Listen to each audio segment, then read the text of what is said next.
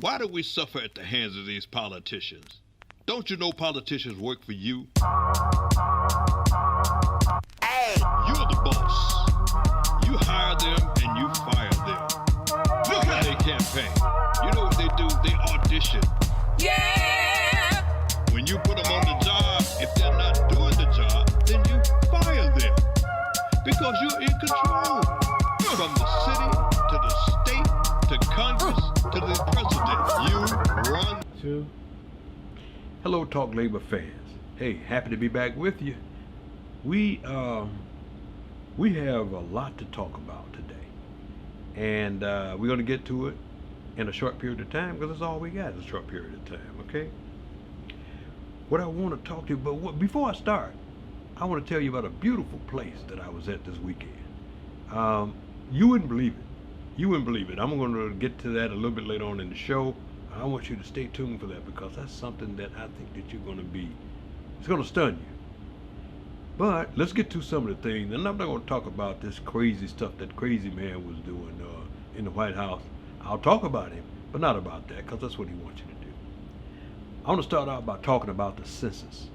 Now, how many of you have actually filled out a census? How many of you have had the people from the census come to your house, count you, and say how many people are in your house? I'm serious. I'm not kidding about that.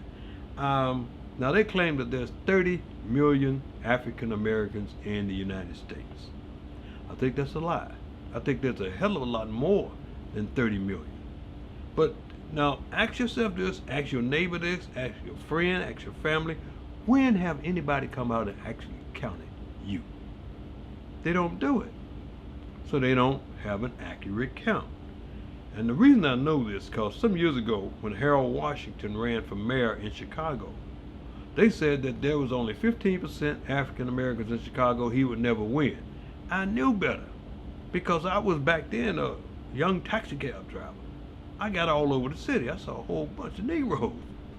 And you couldn't tell me that there was only 15% black in Chicago. Well, anyway, to make a long story short, we had the election, and right after the election, they admitted that the African American population in Chicago was 41%, the biggest in the city. They had the largest population in the city, and but they'll tell you that, make you think that you are inferior, that you don't, you know, and you become passive, and they keep controlling you. So you got to just be on top of stuff like that, okay? Now, let's get into this guy that we are talking about that's in the White House right now.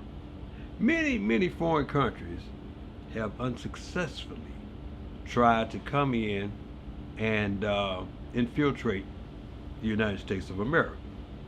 Unsuccessfully, they've tried it. But Vladimir Putin has sent his boy in to divide and conquer this country. Believe it or not, he sent his boy in to divide and conquer this country. That's what time of day it is. People don't understand this. This boy Trump, he don't give a damn about America. He don't give a damn about you. He don't give a damn about nobody but himself. And he's the biggest narcissist you're ever going to see. So he thinks that he's going to live forever, and everything should revolve around him. So he starts all this, and people don't understand this. They say, well, you see what he's doing, and he did this, and he started this, and he's lighting this fire, and he's lighting that fire. No, he's not. The people that support him, the people that are behind him are doing this, like Miller, these racists. He lets you know he's a white nationalist, a so-called white nationalist, because ain't nobody in this country white, but a so-called white nationalist. You got the David Dukes, you got all these other people that are what's his name, the head of the Senate, that clown. They got all these people doing the thing that are writing all this stuff for this fool. He goes out, he's a tool. They use him as a tool to get their message across. Now, what I say to people, don't go to sleep. Don't go to sleep, because if you think, well, they're just doing it to the Mexicans, And they're just doing it to the Arabs. You next. If you don't learn from your history, you don't survive. That's the way Hitler started out. The same way. But here's the thing. It's up to us. We have the most powerful weapon in the world, and it's called ballots. In other words, take your ass out and vote in 2020. Get this clown out of there. Everybody's starting to see him for what he is. He's fighting because he knows that if he's not reelected, he's going to jail. Mark my word, if he's not reelected, he's going to jail. Now, as for the Republican Party, or the so-called Republican Party, I'm going to dig out the archives. When I did a show in 2007, when I was telling you all that the Republicans, as you know it, will no longer exist. And it wasn't because of Trump. It was because they were being taken over by the Tea Party. They were being taken over by big business. And they had no scruples. They didn't give a damn. And right now, they really don't. You got people now, the people that are out there right now just waiting for this guy to do what he's doing. They're happy doing it. Look at them. We're going to do this. That same 35% of people have been under the cover they weren't undercover, they were under the ground for years. George Wallace, that's the same type people. Lester Maddox, Bull Connor, back in those days. Younger people, you don't understand what I'm saying, but people my age, you know who those people are. They had these same people riled up back then. They just got, what they did was fortunate enough for them to get a leader in there to push some of the agendas that they want. When they say to you, or somebody say to you, I'm a conservative as opposed to being a progressive, do you know what conservative is? Conservative means we don't want to change. We want to keep it like it is or take it back to the way it was. In other words, we want to make America white again. In other words, we want slavery, put you Negroes back in slavery, run the Mexicans back home. We want slaves because we want to sit on our lazy ass and let them do all the work. Don't pay them anything. Rape the women, hang them, and whatever they were doing back then, that's what they want to do when they say, I want to make America great again. You don't realize those times are gone. Those times are gone. Conservative as opposed to progressive. Progressive means you move forward. You're looking for new ideas, new things, changes. That's what progressive is. If you're a conservative, you're talking about you want to still ride around on a stagecoach as opposed to riding in an airplane. That's how simple that is. You got a lot of people who are stagnated because they don't have any education. And that's the majority of Trump followers. He said it. Hey, I love my poorly educated, because you can have them do anything. They're dumb, they're stupid, they don't know. They don't know. They'll grab a gun and shoot their mama if you tell them. There's no lie. If Trump told them to go shoot your mama because she said something bad about me, they're going to shoot the mama. That's how dumb they are. But there's not enough of them to do anything. So don't get all upset and don't get so concerned. I heard young lady on the View say, well, this scares me. Stop saying you're scared. It concerns you. And you know what to do. Vote them out. Vote them out. So, we are progressives. We're going to continue to do the things that we do. Progressive is like this. If we weren't killing each other and talking about, I hate you because of your color and I hate you because you're black or you're white, we could have been on other planets right now. Progressive, these are the people that make telephones, like your cell phones and things like that, and give you communications. And, that's because people that are progressive think, a little bit ahead. You can't live on not progressing. That's the way animals do. So God gave you that, use it. Okay? Now, I want to go a little bit into our coalition. Our coalition, when I say our coalition, I'm talking about the CTA Pensioners Coalition. Some of you, I'm very happy with what's happening now. You all know that I've been fighting this thing for 10 years. Now we are in the fast track. We're moving like I think we should have been moving. And I like what I've heard the attorneys say. I talked to them last week. I like what's going on. They've put in motions. Some of them have been granted. They put in the one that is really, really important to you. We're going to talk about those things at our coalition meeting. I want you guys to come through there. You know, get up off your butts, come through there, coalition meetings. Now, President Funches, who's the president of the coalition, and I met with State Representative Martin about some of our issues. It was very productive. Talk to President Funches. He'll bring you up to date on it. And we will bring you up to date on our next meeting too, so that you all know to be there, because it's really important. It's really important. I want you to keep in mind that, and I'm not telling you that this is happening now, so don't go saying, Jerry said we are getting a settlement. Not what I'm saying. What I'm saying, though, is if there is a settlement offer, and I'm pretty sure that it probably will be, if you want to be participant in making the decision, you are going to have to be a coalition member. Okay? That's who will make the decision. A coalition member. So that you know how it works. By me being the lead plaintiff, I will make the decision on, they'll come to me and ask me, do I want to go this route? I'm going to say to my coalition members, do you want to go this route?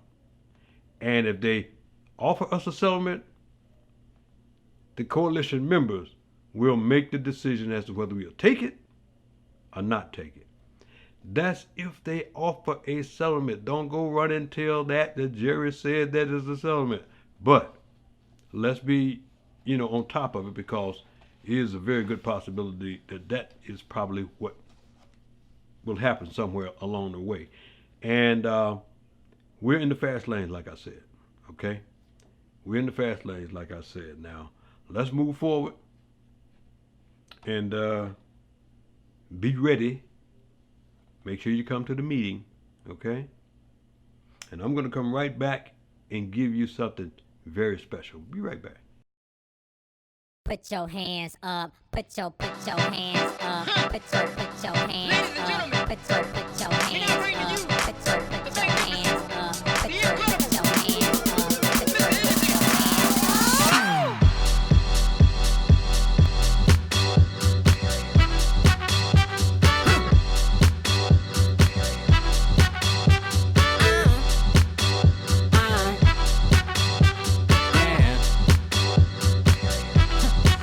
One day you want it, next day you don't.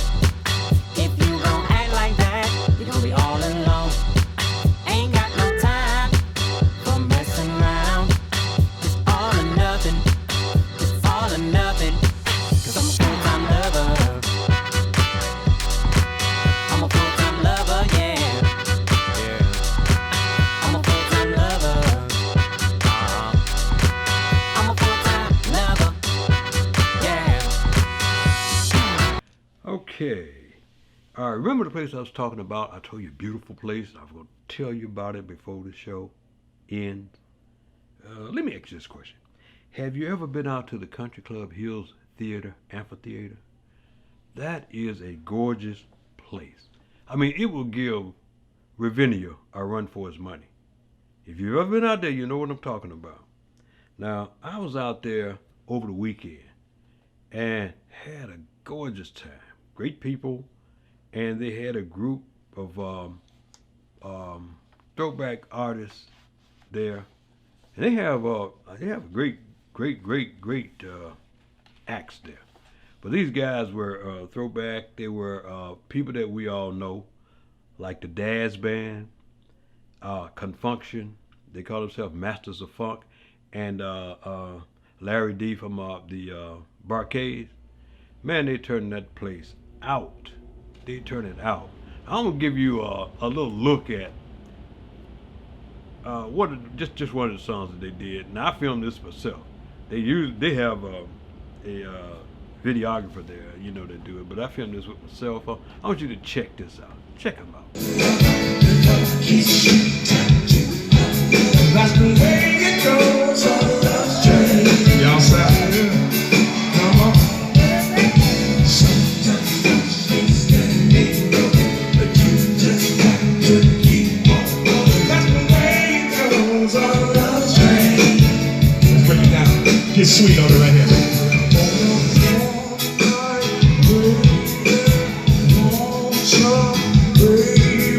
She calls me up in the year 2019.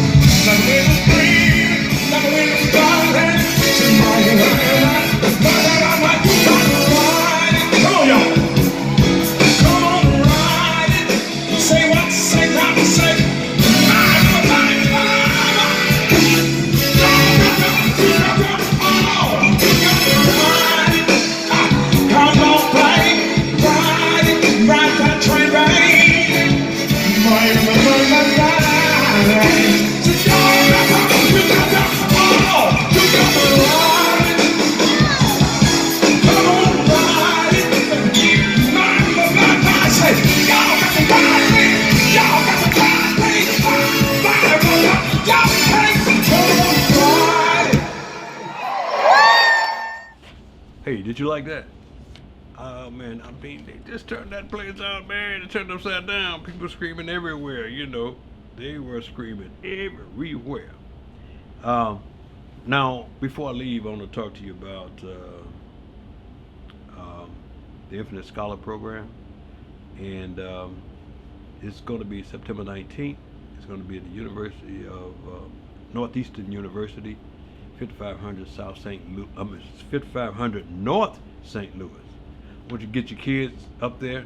Come and get those scholarships. Like I told you before, for the last 5 years, we've given over $40 million in scholarship offers. Kids are going to school. If they want to go to school, if they want to go further their education, tell them to come up there. Okay, bring them up there. It's going to be from 10 to 2, and then from 3 to 7. Hey, get there. You're going to hear more advertisements about it. in the future. So September 19th, be there. Be there. Be a lot of kids there, but be there. It's going to be about 70 colleges there. All right, and we have a group of colleges. We have about 1,200 colleges that we deal with, but 70 of them will be here in Chicago. And Chicago always produce, so make sure you be there. Okay. Now I'm going to leave you with this. I told you I always like to leave you. You saw the bands are still out there, and you're checking them out yourself. But I'm going to leave you with this one. These young ladies are from Chicago. As a matter of fact, when they were singing in church, and they had their little group, and my mother had me and my little sister singing on the same stage with them in church. We were little kids, and they went on and became very famous. And I know you're going to recognize them. I don't think I even need to call their name, because you're gonna recognize them. If you have any emotions, you're gonna recognize them. Hey, we're gonna see you next week. Stay up, keep your head up, don't go to sleep, and remember, you got the biggest weapon in the world: balance. You showed it in 2018. We'll see you next week.